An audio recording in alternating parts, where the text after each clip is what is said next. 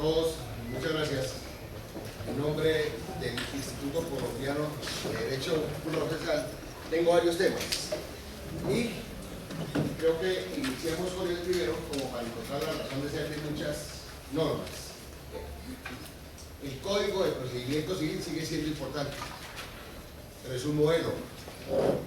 Y el Código General del Proceso obedece a otro modelo. El primero propio del Estado liberal y el segundo propio del Estado social de derecho. Hay algo que voy a afirmar acá y de pronto viene a paradigma. Pero todos estos códigos de América Latina incurrieron en un error fatal. Más de 100 años en un error. Es decir, fue mal interpretado Oscar von Bülow la teoría de los presupuestos procesales. Voy a colocarme el principio. En el Estado liberal, donde se le rinde culto a la forma, cuando había falta de jurisdicción, se quedaba la nulidad de todo lo actuado a partir de la presentación de la demanda. Posteriormente, pues, hubo correcciones. En el Instituto Colombiano de Derecho Procesal se lindó lo que es el aspecto formal del proceso, constituido por dos teorías: la teoría de los presupuestos procesales y la teoría de los presupuestos materiales de la sentencia de fondo, y la bilateralidad de la audiencia, que constituyen el aspecto formal. En la escuela de Brasil, cuando vino el código de ellos, fue corregido, pero el mismo Alemania, con Oscar von Bülow, en 1898 ya se había corregido. Los presupuestos procesales no son ni para la existencia ni para la validez del proceso, no tienen nada que ver con eso.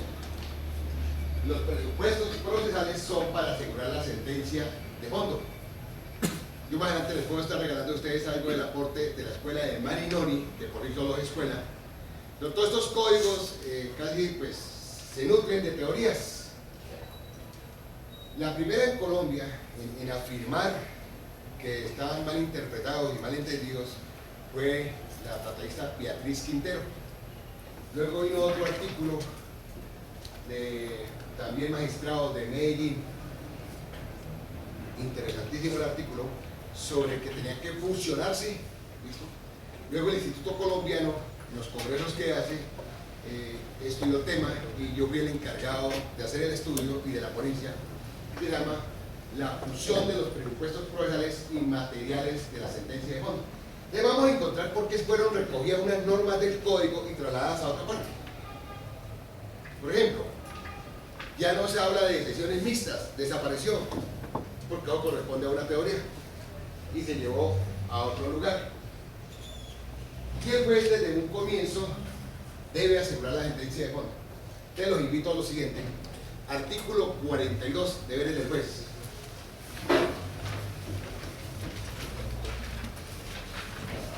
Y en el artículo 42, numeral quinto, el juez debe interpretar la demanda. Es decir, el director del proceso es el juez, y desde un comienzo estamos hablando de tutela efectiva, no más junto a la forma. Entonces allí viene algo supremamente interesante, donde dice que interpreta la demanda, pero nos vamos a cuidar mucho de lo que tiene que ver con la congruencia. Entonces me gustaría si me colaboran y me dan lectura al artículo 42, numeral quinto, y luego regresamos y vamos a encontrar muchos artículos, pero detrás de ellos, ¿cuál es el fundamento? Es decir, la parte dogmática o el fundamento, las teorías, lo que vamos a recoger. Entonces, ¿quién me colabora con la lectura del artículo 42, título, y luego el maquino? Artículo 42, deberes del juez. Son deberes del juez: sí, adoptar las medidas autorizadas en este código para sanear los vicios del procedimiento o precaverlos, integrar el jurisconsulto necesario e interpretar la demanda de manera que permita decidir el fondo del asunto. Esta interpretación debe respetar el derecho de contradicción y el principio de congruencia. Conclusión: entonces el juez tiene que interpretar la demanda y vamos a ver cuál es el objeto, y donde fueron corregidas muchas cosas donde ya hablamos de pretensión, no de demanda. ¿Ves? Pero voy a lo primero. Regresemos a 1975. Se presentaba una demanda, era del contencioso administrativo. El juez civil, al proferir sentencia, decretaba la nulidad de todo actuado a partir de la presentación de la demanda, y el problema era el justiciable. Esto es suyo, esto no es mío. Los invito porque el 1 de octubre del 2015 en toda Colombia empieza a regir el Código Nacional del Progreso. Ya una realidad. 1 de octubre del 2015. Los invito a explicar a cuál teoría le apostó Colombia y por qué los códigos se nutren de teorías y de estudios. Y pues el maestro Jairo Parra, que ya no es miembro del Iberoamericano, y aquí pues nada es caprichoso, esto obedece a corrientes. Y hoy en día hay un trinomio que sustenta todos los códigos de Iberoamérica, que son la tutela efectiva, el plazo razonable y el debido proceso. Y hoy en día hay que mirar efectivamente el proceso como un sistema, buscando la tutela efectiva, el plazo razonable y el debido proceso. Cuando estamos hablando de la fusión, voy a colocar un solo ejemplo para que esto quede bien claro. Los presupuestos probablemente no tienen nada que ver con el proceso. Ya sabemos todos que Oscar Gómbulo señaló, son presupuestos procesales la jurisdicción. No discute un solo país de Iberoamérica, todos están de acuerdo. La competencia, la capacidad para hacer parte, capacidad para compartir el proceso y la demanda de forma. Y toda Iberoamérica, pero no hay un solo país o un solo documento que diga, no señor, eso es falso. Es decir, todos nos adherimos. Me lo voy a colocar un solo ejemplo para demostrar que el Código General le apostó a la fusión de los presupuestos procesales y materiales y que no tiene nada que ver ninguno de los dos con el proceso. Porque una cosa es el proceso. O sea, el proceso es una institución, etimológicamente, culturalmente, como usted lo quiere ubicar. Pero es que una cosa es el proceso y otra cosa es entender los actos procesales. Te voy a demostrar. Se demanda la credencial de un alcalde y le corresponde al juez civil municipal mucho trabajo, descuido, admitió la demanda, impulsó, él no tiene jurisdicción, inclusive profiere sentencia descuidadamente. Todo lo actuado es válido, el proceso es válido, menos la sentencia. Cuando iba a tener jurisdicción, lo único nulo es la sentencia, pero no el proceso. Porque los presupuestos no tienen nada que ver con el proceso. Y ese es el nuevo juez, el nuevo rol que le dice, oiga juez, espérate tantito.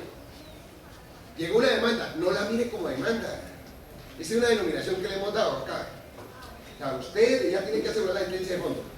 Es decir, quien presenta una demanda presenta un proyecto de sentencia. Ahí toda demanda coincide con la sentencia. Pero es usted, el director del proceso, quien tiene que asegurar la sentencia de fondo. Desde ya, empieza a estudiar. Busquemos el artículo 16 para que observemos que la falta de jurisdicción, competencia subjetiva y funcional dará lugar a la nulidad de la sentencia, pero no del proceso. El proceso es válido. ¿Quién me colabora? Artículo 16. Prorrogabilidad e improrrogabilidad de la jurisdicción y competencia. La jurisdicción y la competencia por los factores subjetivo y funcional son improrrogables cuando se declare de oficio o a petición de partes. La falta de jurisdicción o la falta de competencia por los factores subjetivo o funcional. Lo actuado conservará validez, salvo la sentencia que se hubiere proferido, que será nula. Hasta ahí. Conclusión. Ya hay un claro por una cosa del proceso. No se toca para nada. Es que el proceso etimológicamente pues encuentra su sentido. Y desde el punto de vista de la finalidad encuentra su sentido. Y desde el punto de vista constitucional. Y desde el punto de vista cultural. Pero antiguamente sacrificábamos todo. Es decir, no eliminamos ni que era jurisdicción ni que era proceso. En relación con la falta de jurisdicción y la nulidad,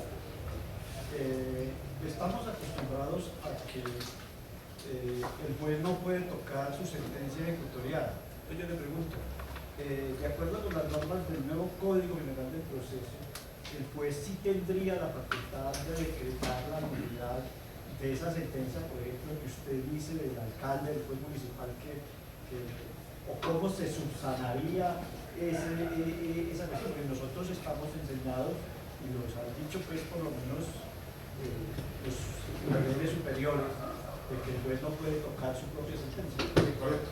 Pero cuando llegue más adelante el tema, vamos a ver qué es la sentencia, sentencia de fondo, sentencia nula, sentencia anticipada, porque es que hoy en día tenemos varias categorías. Lo que quiero es lo siguiente, que si el juez llegó a sentencia y verificó, pues sencillamente se lo envía al funcionario respectivo y no proviene sentencia. Porque si la profiere, es nula. Y si va al superior, pues el superior la revoca. O sea, sabemos las consecuencias del uno. Lo que quiero por ahora es... Pero hagamos de cuenta que es de única instancia. Sí. Entonces, ¿cuál es la solución? Usted es el juez de la República y ya sabe usted qué es, ¿sí tiene? No, yo ya fallé el negocio, Correcto. por lo que usted dijo, Correcto. descuidado, todo, fallé el Correcto. negocio, está en firme. Y está firme. Estamos frente a una sentencia que ya sabemos que es una sentencia que, con el respeto debido, pues es algo que ni siquiera merece existir.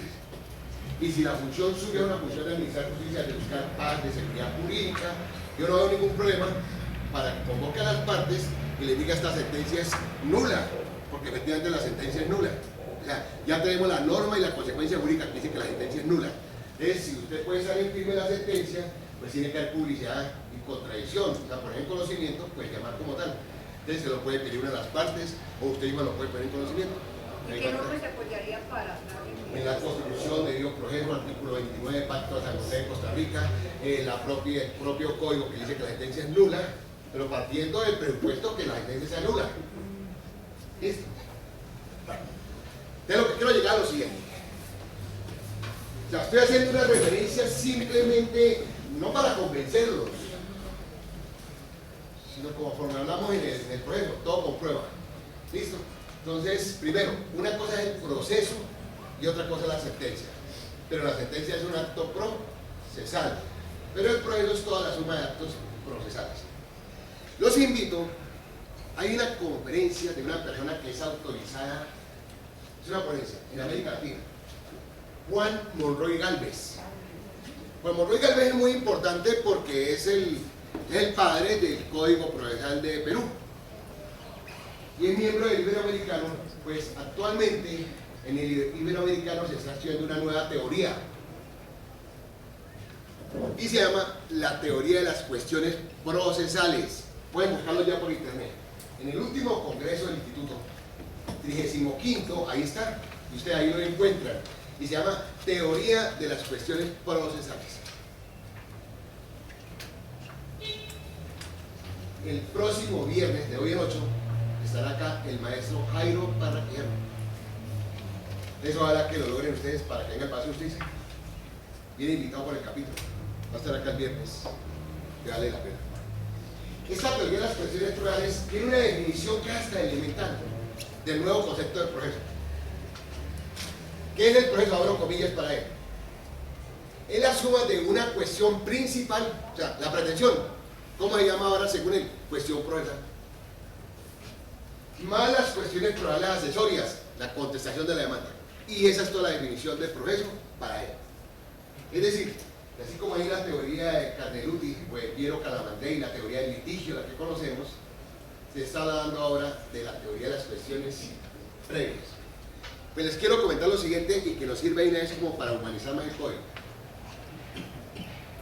El Instituto Colombiano de Derecho Procesal pues empezó hace varios años con el estudio y a proponer de que era necesario ya un nuevo código como tal. En su momento oportuno, recuerdo que en una conversación con el maestro Jairo Parraquijano, cuando se tomó la decisión por recomendación de la Universidad Nacional de Colombia, que era necesario que el código mantuviera la misma arquitectura, es decir, la misma denominación, te lo invito. El Código de Procedimientos sí tiene 5 libros y el Código General del Proceso tiene 5 libros y ambos se llaman iguales, no cambió para nada. O sea, libro 1, sujetos, libro 2, actos procesales, libro 3, procesos, libro 4, medidas cautelares y libro 5, cuestiones varias. Les invito al Código de Procedimientos o Código General de Proceso. Sigamos al Código General de Proceso, artículo 605. Y miramos arriba las nubes. Título: cuestiones varias. Si entendemos el código así, ya les hago una propuesta. Pero verifiquemos primero el artículo 605. ¿Sí? Cuestiones varias. Vale. Pero cuando usted lee el contenido, cuestiones varias, pues es para los procesos extranjeros y laudos extranjeros. Conclusión. El libro 1, 2, 3 y 4 es para el proceso civil a la colombiana. Pero cuando yo lo humanizo y lo vuelvo así humano, pues es fácil. búsqueme un proceso sin sujetos, y búsqueme un proceso sin actos procesales, y búsqueme un proceso sin medidas cautelares. Que en todo proceso pues se dan los 4 libros. Y libro quinto, pues cuestiones varias. Dele, pues digo al maestro, maestro, ese nombre me parece como vulgar. Ojo lo siguiente, lo que es la ignorancia. Aprovechar ideas es cambiar, o sea, con nombre propio, que se llame procesos extranjeros, pero cuestiones varias. Los invito a todos al artículo 42, que es el artículo de todos ustedes. Déjenme pues. Numeral 11.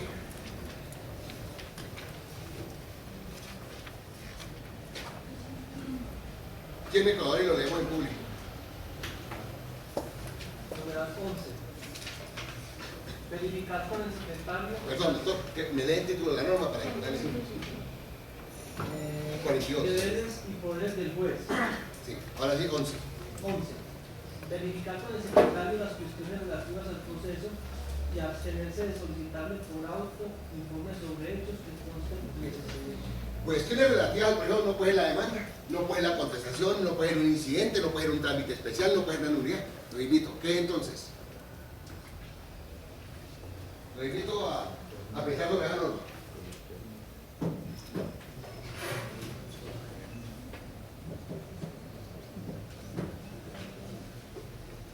Pero ahora los invito al artículo 346, que tiene que ver con la casación, que se puede caer inadmisible en el título segundo.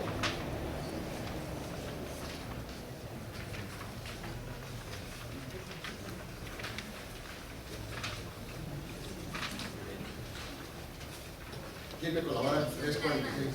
Sí. Inadmisión de la artículo 346, inadmisión de la demanda. Inciso segundo. Numeral 2. Sí, primero. Cuando la demanda se plantea en cuestiones de hecho o derecho que no fueron invocadas en las instancias. ¿Cuestiones de hecho o de derecho? Pregunta, vocablo cuestiones. Cuando son los deberes del juez. Entonces, ¿cuáles son las cuestiones de proceso que puede verificar con el secretario? ¿Es todo o no es todo? Esa es la nueva teoría de Monroy de Perú. Los invito a que la den en el Instituto Colombiano. Sencillísima. Y nos complicamos, acostamos todo, le damos unas discusiones que nos inventamos para unas teorías extranjeras que no nos sirven para nada. Cuando que estamos hablando de derechos humanos y de qué va esto, nos inventamos una cantidad de categorías. Yo los invito a todos ustedes a que me busquen el vocablo derecho de acción en el Código Penal de Proceso.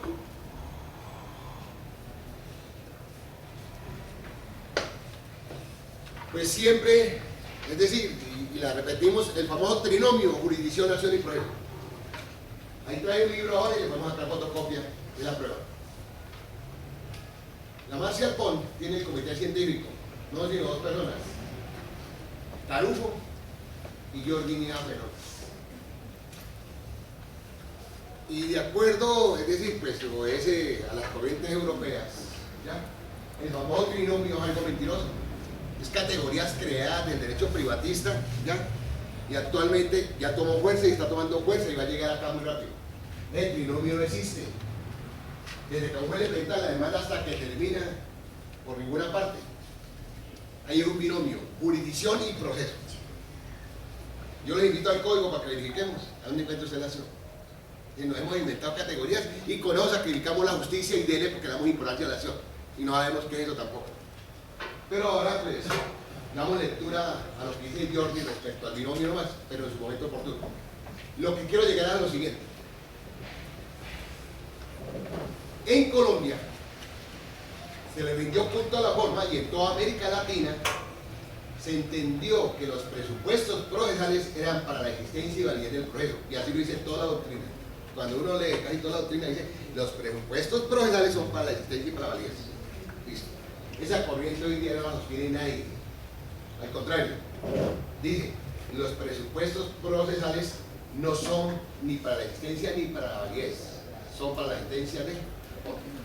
Entonces, como para ir sincronizando un poco, me gustaría que me colaboraran con el Pacto de San José de Costa Rica 8.1, si alguien tiene tabla o internet rápido. y lo leemos muy rápidamente porque es que eso está vigente acá con nosotros, pero es únicamente para que me sirva para ver cómo se aterrizó en el Código General del Proyecto. 8.1, las garantías.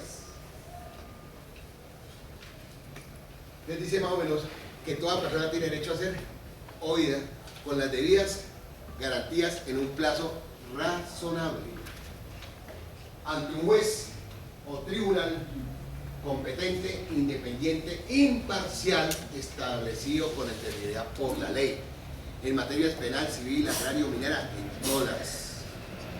8.1.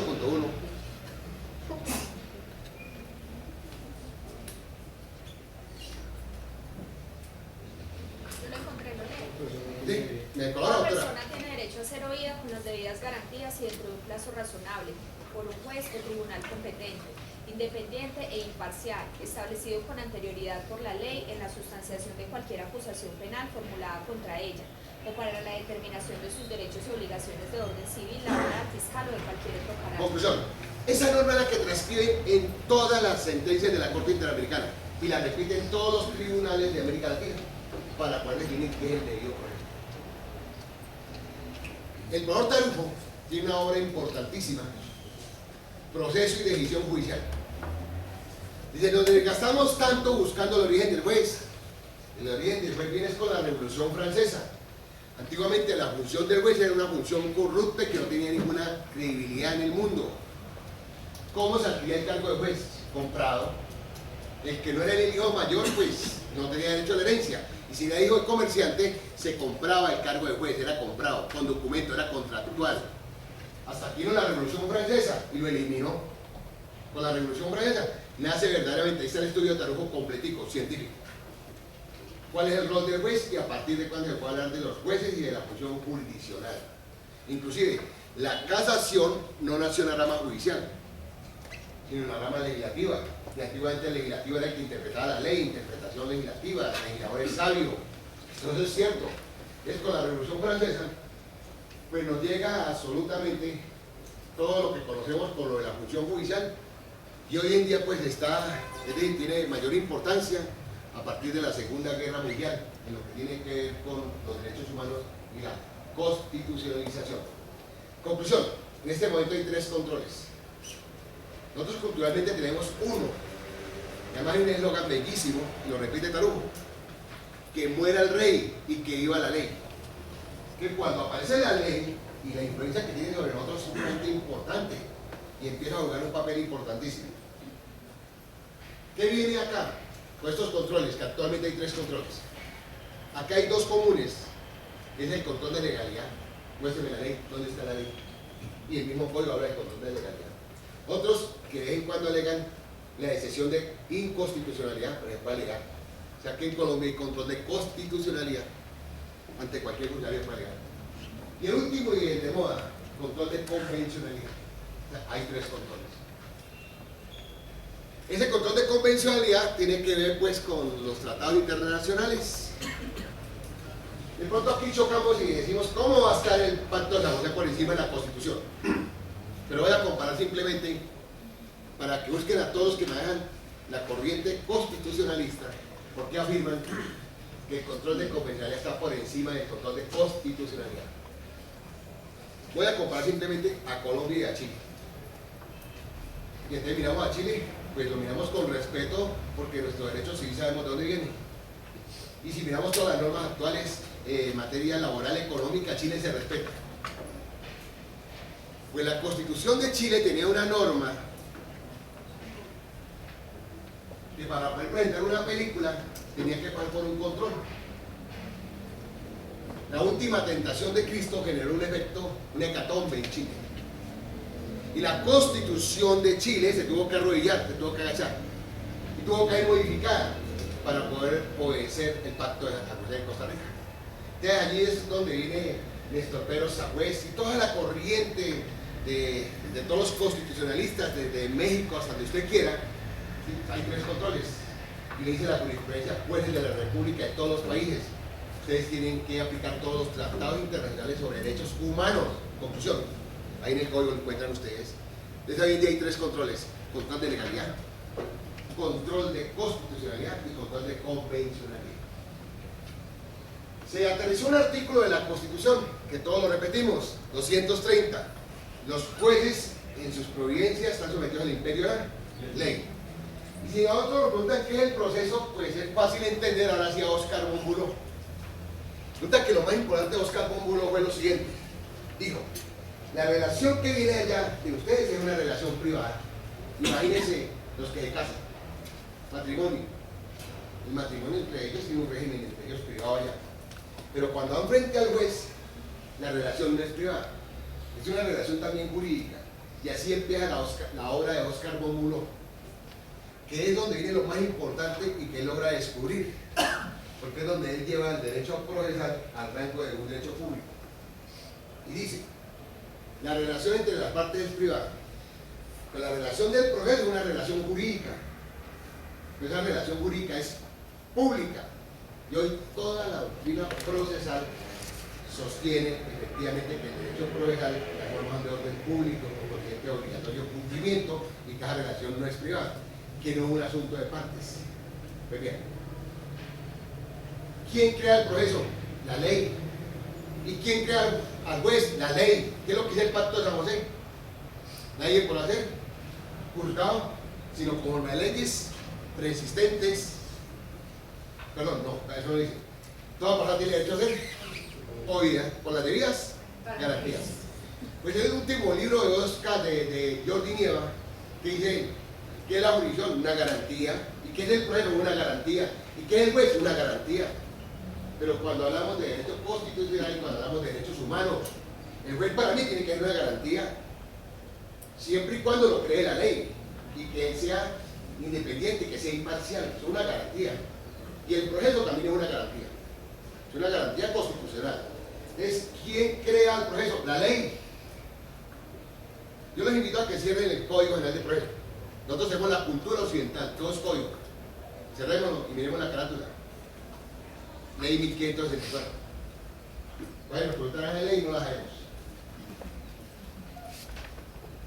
Y entonces el proceso se inicia con la demanda. Y la ley la que dice qué requisitos tiene la demanda. Y la ley la que me dice cuáles son los requisitos de la sentencia. Y todo lo que está acá lo regula la ley. Te lo invito al artículo 7. Los dos primeros renglones y el último renglón.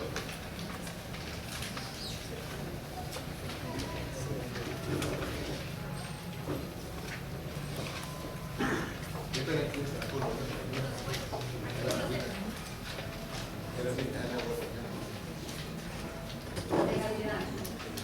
Los jueces, los jueces están sometidos al imperio de la ley. Hasta ahí, doctor. Eso lo dice la Constitución. Los jueces en su provincia están sometidos al imperio de la ley. Último inciso. Ahí mismo. El proceso deberá adelantarse en la forma establecida en la ley. Eso lo dice el Pacto de San José de Costa Rica. Conclusión. El proceso es legal. El juez es legal. El juez es una creación de la ley. Y el proceso es una creación de la ley. Entonces ahora nos vamos para el artículo 42 nuevamente, deberes del juez. Pero eso no lo ha dicho siempre la Constitución del 28, media hora sobre el debido proceso. O sea, alguien que se haya tomado del Pacto de San José, la Constitución siempre lo ha tenido tanto en el Código como en el Bueno, pero cuando se mira el proceso desde el punto de vista constitucional, doctor, se habló a la Constitución de la nuestra y es una Constitución nueva, la del Estado Social de Derecho. La anterior también tenía un artículo que había que respetar las debidas formas. O sea, casi el mismo 29 es una repetición. Pero doctor, se vuelve importante a partir del 91. A través de tutelas usted va y puede arreglar un proceso. Pero antes de la Constitución del 91 era muy difícil. No, ni eso, pues yo fui juez toda la vida. Y yo no recuerdo jamás que se haya admitido una demanda sin oír a la parte contraria. Siempre la oía. Yo no sé por qué. Eso sí es obvio, doctor, porque si usted pone una sentencia, si me hubieran demandado o no, por eso es que hay que oírlo, ¿se entiende? Es del 91, es de toda la vida. Pero- Escritural, oral, eso siempre ha sido el proceso principal. O sea, siempre se ha hablado, pero el digo proceso constitucional verdaderamente viene después de la Segunda Guerra Mundial para acá, que toma como importancia, ¿ya? Pero antiguamente le rendía mucho punto a la forma, o sea, era demasiado rigurosa la forma como tal y eso era más importante. En Colombia, por ejemplo, hubo un fallo en un caso de un juez civil de circuito, con todo respeto, pues, o sea, lo comento acá, una señora se casó con un marrano con zapatos. ¿Listo? Y la última vez que le pegó con una cabilla. Y la dejó cuadraplégica. En el año 1978 demandaron el divorcio, conocían a los jueces civiles. Y el juez, al momento de prohibir sentencia, observó que la demanda no había colocado que la demandante era mayor de edad. Y con eso prohibió un fallo inhibitorio, porque es que hay normas probablemente de orden público y la forma más importante que no. Sin embargo, la señora resolvió interrogatorio. Ya la sentencia va superior y la confirma. Porque es que las normas probablemente de orden público, usted tiene que ir con mayor de edad. Eso hoy en día, eso usted es inconcebible, es decir, usted hoy en día lo supera. Porque hoy en día tenemos un nuevo chip, un nuevo rol, hablamos de eso, además la parte de la constitucionalización. Pero aquí está la forma de la mucho culto. Falta la estampilla y con la estampilla, ¿no? Seguimos el papel y hay tantas cosas que no. Antiguamente, miren, los invito a esos ejemplos, esto más. Con el Código Judicial. Yo también conozco sentencias, por ejemplo, inclusive la Corte Constitucional, donde se exige que un acto administrativo que se va a ejecutar por la vía procesal del Ejecutivo tiene que decir que es la primera corte. ¿Y de dónde se inventan eso los administrativistas? Lo sacan del Código de Procedimiento Civil del 115. Entonces, estamos todavía en que hay muchos jueces que son formalistas, inclusive la Corte Constitucional, cuando en una tutela dice que ese requisito es viable. No nos hemos escapado de todo esto. Pero yo ahorita ya desapareció la primera copia, ya se entiende la cosa ya que es primera copia y eso. Ya no. Yo miro ahorita en el código y no lo encuentro. Pero lo que quiero llegar a lo siguiente. Control de legalidad, pero solamente con una finalidad. Es decir, ¿qué se busca frente al juez? No solamente sensibilidad, sino que tome importancia lo que es el proceso frente a él y lo que es el proceso frente a la sociedad y frente al Estado. Debo ir nuevamente. Artículo 7. Control de legalidad. Entonces, dice que los jueces están sometidos al imperio de la ley y que pueden adelantarse en la forma señalada en la ley. Vamos al artículo 42. Deberes del juez. Numeral 12. Realizar el control de legalidad de la actuación procesal una vez acordada cada etapa del proceso. Artículo 132.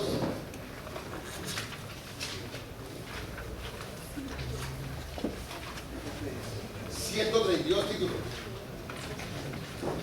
Nulidades procesales. Control de legalidad. Agotada cada etapa del proceso, el juez deberá realizar control de legalidad para corregir o sanear los vicios que configuren nulidades u otras irregularidades del proceso, las cuales, salvo que se trate de hechos nuevos, no se podrán alegar en las etapas siguientes, sin perjuicio de lo previsto para los recursos de revisión y casación. Entonces, voy nuevamente.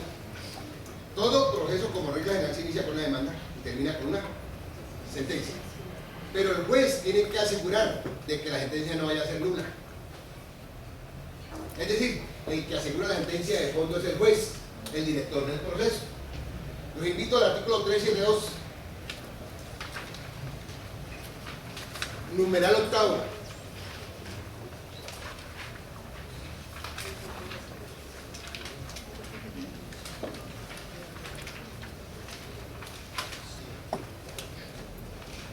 Audiencia inicial. Artículo 371. Control de legalidad. El juez ejercerá el control de legalidad para asegurar la sentencia de fondo y sanear los vicios que puedan acarrear nulidades u otras irregularidades del proceso, los cuales, salvo que se trate de hechos nuevos, no se podrán alegar en las etapas siguientes. Además, deberá verificar la integración del litisconsorcio necesaria. Vamos despacio acá. El que asegura la sentencia de fondo, ¿quién es? El juez. Luego tiene que interpretar la demanda y ya sabe lo que puede suceder. Voy a colocar un solo ejemplo y me voy a ir bien atrás. 1972. El demandado tiene un apoderado que tiene un mediano conocimiento y sabe que hay un litisconsorcio necesario. Se calla. Creo que lo puede alegar como sesión previa. Tiene una estrategia. le sale la sentencia en contra, y ahí sí le abre los ojos al de segunda instancia. Dice, señor juez, aquí hay un litis consorcio necesario, no se integró en primera instancia, y la norma dice que podrá hasta primera instancia, luego usted tiene que revocar y proferir un fallo inhibitorio, y así se lograba. ¿Dónde acaba el justiciable? ¿Dónde acaba el proceso? Y entonces se archiva la ley, tome, ese problema es suyo. En este momento eso se acabó. ¿Por qué? Porque estamos en un estado social de derecho, donde estamos hablando de tutela efectiva. Te los invito a lo siguiente. Tema, sentencia nula. Y lo voy a explicar como regla general porque habrá casos especiales. Sentencia nula. La sentencia es nula en los siguientes casos. Primero, por falta de jurisdicción, ya lo sabemos. Y con todo respeto, pero lo vamos a ver más adelante, la jurisdicción hoy en día no es causal de nulidad. Seguro que no. Lo vamos a ver, pero lo vamos a trabajar con un método pedagógico, por el aprendizaje por casos, por lo práctico a lo teórico. Vamos a ver ahora. Lo que quiero con ustedes es, pues, no es con leer el código, sino cuál es la razón para que los artículos existan y cuáles fueron los fundamentos que tuvo el Instituto Colombiano cuando presentó el proyecto. Entonces, conclusión. En Colombia se fusionaron los presupuestos provisionales y materiales, es decir, ya no están por separados. Antiguamente eran dos escuelas, Hernando Davis por un lado y Hernando Morales por otra, y no podían conciliarse. Eso fue superado, eso hoy en día se fusionó, están así, fueron fusionados, dieron un buen tiempo. Y es el juez, como director del proceso, porque es la ley la que lo regula y que tiene que hacer la sentencia de fondo. No vamos a volver a sacrificar la justicia. Entonces, voy a la segunda causa de la sentencia nula. Por falta de competencia subjetiva.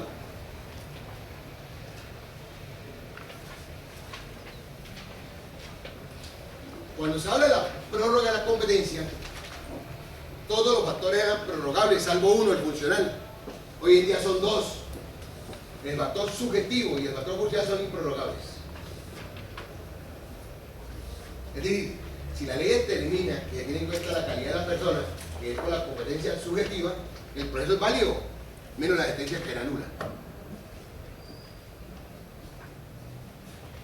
Tercero, competencia funcional, que no tiene nada que ver con el funcionario.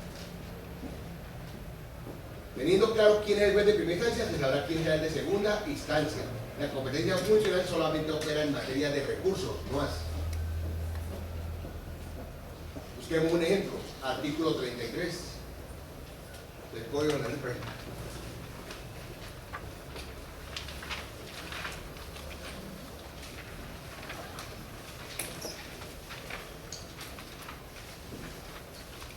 Competencia funcional de los jueces civiles del circuito.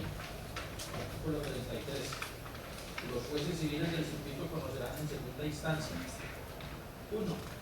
De los procesos atribuidos en primera instancia a los jueces municipales, incluso los asuntos de familia. Hasta ahí, doctor. O sea, únicamente es como nomenclaturas para que nos rinda tiempo, pero con norma expresa. Hubo casos en Colombia donde un juez civil rechazaba la demanda por competencia funcional, porque ese caso era el juez de familia, mal rechazada, ¿sí? Pues sí, por falta de competencia, pero por el factor objetivo, pero nunca por el funcional. O sea, el funcional solamente existe en el mundo cuando existe un proceso. Sin proceso no hay factor funcional. Cuando está hasta hablando de demandar, te no puede hablar de factor funcional. Cuando se presenta ya la demanda y la está conociendo un juez, usted sabe quién es el superior de él. Esa es la competencia funcional. Y la competencia funcional del superior es en materia de recursos.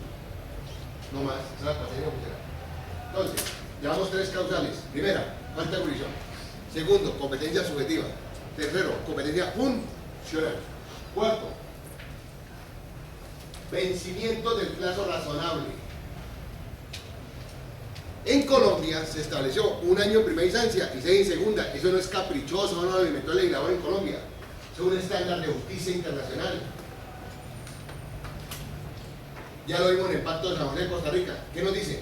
Toda persona tiene derecho a ser oída con las debidas garantías en un plazo razonable. Entonces, hablamos del código, a ver dónde están los tres postulados. Artículo 121. Y en el mismo 121, ahora buscamos la parte especial donde nos dice que si se le vence el término que no instancia el juez, hay nulidad de pleno derecho.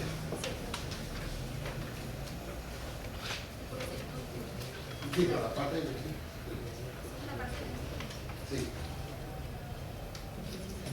Salvo interrupción o suspensión del proceso por causa legal, no podrá transcurrir un lapso superior a un año para dictar sentencia de primera o única instancia, con toda a partir de la notificación del auto admisible de la demanda o el mandamiento ejecutivo a la parte demandada o al imputado. Del mismo modo, el plazo para resolver la segunda instancia no podrá ser superior a 6 meses, contados a partir de la resolución del expediente de la Secretaría del Juzgado Tribunal. Vencido el respectivo término previsto en el inciso anterior, sin haberse dictado la providencia correspondiente, el funcionario perderá automáticamente competencia para conocer del proceso, por lo cual al día siguiente deberá informar a la sala administrativa. Ahí para las partes no hay ninguna tolerancia porque es que va a nulidad y es de pleno derecho. Quinto y último caso.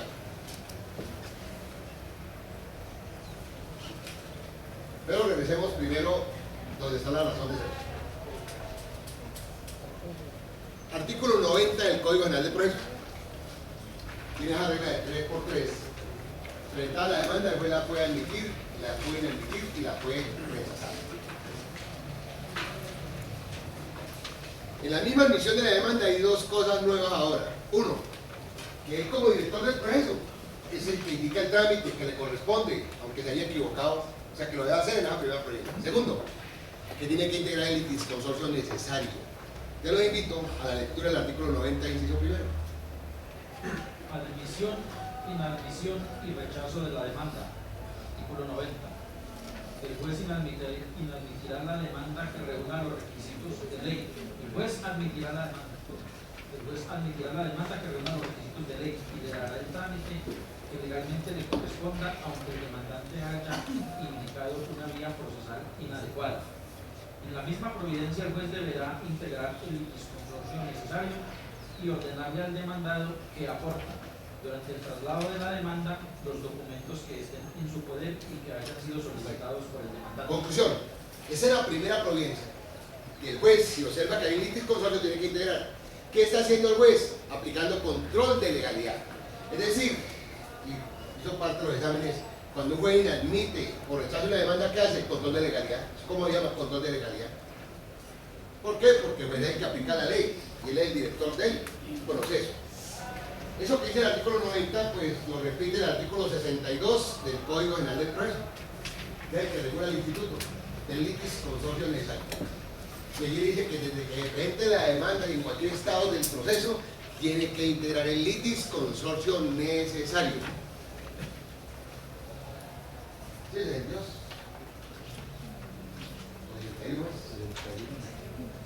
62. Litisconsorcio necesario. Y allí está nuevamente lo mismo que dice el 90, que después desde que se presenta la demanda. 61. 61. 62 es cuasi. No, 61, litisconsorcio necesario. 61. Litisconsorcio necesario e integración del contradictorio. Cuando el proceso verse sobre relaciones o actos jurídicos respecto de los cuales, por su naturaleza o por su disposición legal, haya de resolverse de manera uniforme y no sea posible decidir de mérito sin la comparecencia de las personas que sean sujetos de tales relaciones o que intervinieron en dichos actos, la demanda deberá formularse por todas o dirigirse contra todas. Si no se hiciere así, el juez, en el auto que admite la demanda, ordenará notificar y dar traslado de esta a quienes falten para integrar el contradictorio. Te voy. Quinta y última causal. Cuando hay litisconsorcio necesario y el juez profiere sentencia, la sentencia es nula, pero la sentencia no puede. Artículo 134, inciso final.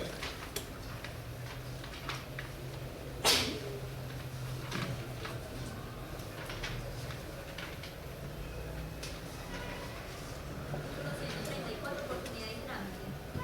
La nulidad por integridad de presentación, notificación y emplazamiento solo beneficiará a quien la haya invocado. Cuando exista litisconsorcio necesario y si hubiere proferido sentencia, esta se anulará y se integrará al contradictorio. Conclusión. Estas son las 5 causales para que la sentencia sea nula, pero es nula la sentencia, más no el proceso. Falta de jurisdicción, efectiva, competencia funcional, vencimiento del plazo razonable y la no integración del litis consorcio necesario. Lo que vengo aquí con ustedes, pues, y lo hablo con toda la unidad, lo digo así. Soy facilitador de la Escuela Judicial Colombiana y soy facilitador de la Escuela Iberoamericana. O sea, estoy fuera de Colombia y cuando uno está por fuera es cuando quiere entender qué tiene. Si hay un país maravilloso, legislación progresal y todo es Colombia. Porque Colombia ha tenido escuelas, tú Hernando Davis, trabajé, nos derrochamos también. Tenemos, pero volvemos retórica. Venezuela nunca ha tenido escuela progresal. Y es la número 1 del mundo, de izquierda Iberoamérica, en materia laboral. Así en la realidad. En Colombia, con todo respeto, es decir, uno nunca puede que hay un sistema puro. El proceso escrito tenía oralidad, por ejemplo, en la práctica de pruebas. Pero si ustedes van al Código Judicial, allá hay normas expresas. Al testigo se le lee la pregunta. Y luego de que responda se le lee la respuesta. Y luego que termine el acta se le hace la lectura del acta. Y cuando vino el Código de Procedimiento Civil, con rezagos de esa parte judicial, conjunto a la escrituralidad, van al 109, se permite ya en este momento, dice grabadoras, porque nadie puede hablar en el momento de Internet en 1970, ni siquiera por imaginación. Pueden utilizar estos medios, pero después tenemos que pagarlo por escrito, hay un tiempo para pagarlo por escrito. Ahora, al contrario, con el Código Nacional de Pruebas, dicen, no, señor, queda prohibido cualquier transcripción. No hay cosa más cansona que el audio. Ahí me pidieron un concepto en un programa que me dio de Bogotá, laboral, y me entregaron 22 CDs. En el segundo yo estaba perdido, que no había quien hablaba. Vayan ustedes, yo no lo podía creer en Venezuela, porque hice parte de la Comisión Internacional de Veedor para Venezuela, porque la hizo Alemania, porque ellos traen en Alemania, en materia laboral, en materia civil son creadores, y en penal son dinosaurios. ¿Cómo así que en una hora sacan casación? Y eso es falso, una casación en una hora. Cuando me invitan a la sala plena, no tiene absolutamente nadie en América Latina. Unas sillas como 20 estrellas, con vibradores, con todo, en cine, imagínense en cine. Puro audio, se siente hasta la respiración, ve usted absolutamente a todo, ve a las partes. Entonces ya se inventaron la teoría que es Eduardo Cabrera, que es de los grandes del mundo, en hecho probatorio, con una revista que tiene 40 años, la famosa inmediación directa o indirecta. Pero pare, reverso, mire, observen allá. Eso no lo pueden ver en una audiencia. Entonces cuando a ellos le llegan en casación, tienen absolutamente todo el video completico. Pues les da una posibilidad maravillosa. Es un teatro maravilloso, donde siente todo, o sea que ven todo el juicio. Entonces cuando ellos van a decidir, pues ya cogen la primera instancia, pero es como ver una película. Por eso, en la Unidad Autónoma de México, hoy en día la teoría del proceso no se da con el profesor, porque hoy en día el profesor no enseña y deja aprender, es con puras películas, van a ver películas, y después se empiezan a hacer casos, porque ese es el mejor aprendizaje. Pero lo mismo pasa en Venezuela. Y aquí estamos en audio, y en Venezuela están en video. Y en 8 meses recuperaron toda la inversión del presupuesto, porque gastaban más en resmas de papel que en CDs. Un CD no cuesta como 1.000 pesos, y una resma 13.000, y en un CD caen como 10 resmas, me imagino. O sea que la inversión que hicieron en cámaras y todo, y en las salas espectaculares, extraordinaria. O sea que una cosa es la oralidad y otra cosa es la tecnología. Entonces, si uno va al 102 del Código General del Proceso y encuentra todas las normas, inclusive ella le prohíbe, señor, si hizo uso de la tecnología, queda prohíbe las transcripciones. Pero lo invito al 109, que era el Código de Procedimiento, es decir, utilice la tecnología, pero pásela por escrito. Es decir, el proceso dictado, eso no es oralidad. Porque ¿quién tiene aquí un Código de Procedimiento Civil y lo comprobamos? ¿Cierto? Leemos el 109, otra parte pertinente que dice que se podrán utilizar. Artículo 109. Actas de audiencias y de diligencias.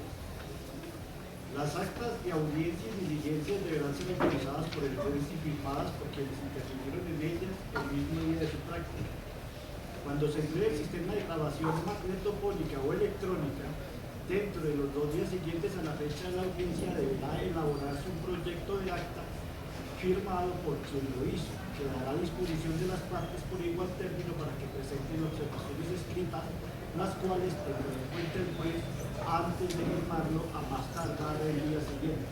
Ahí está lo primero. Conclusión. Utilice la tecnología, pero por favor, que este problema es escrito. Ahora vamos todos al artículo 3 del Código General del Proceso.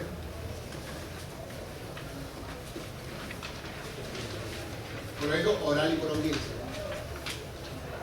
Todos los actos procesales van a ser orales, todos. Y para que un acto sea escrito tiene que haber norma expresa que lo diga. Si lo hay, tiene que ser oral. Y tiene que ir ¿a qué? A la audiencia.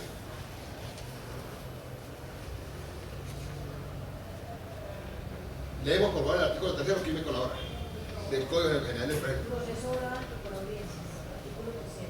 Las actuaciones se cumplirán de forma oral, pública y en audiencias, salvo las que expresamente se autorizan realizar por escrito o las convocadas por escrito. Les quiero llegar a este referente. Ya vimos la sentencia nula, que en 5 casos la sentencia es nula, pero no el proceso. Ahora lleguemos al fundamento de que en Colombia fueron fusionados los presupuestos procesales y materiales de la sentencia de Colombia. Te voy a mencionar los materiales. El autor de esa teoría es Hernando Davis Echandía. Por eso es importantísima Colombia en el mundo. Él es el autor de la teoría de los presupuestos materiales de la sentencia de Colombia. ¿Cuáles son? La legitimación de la causa, la cosa juzgada, la transacción, la caducidad,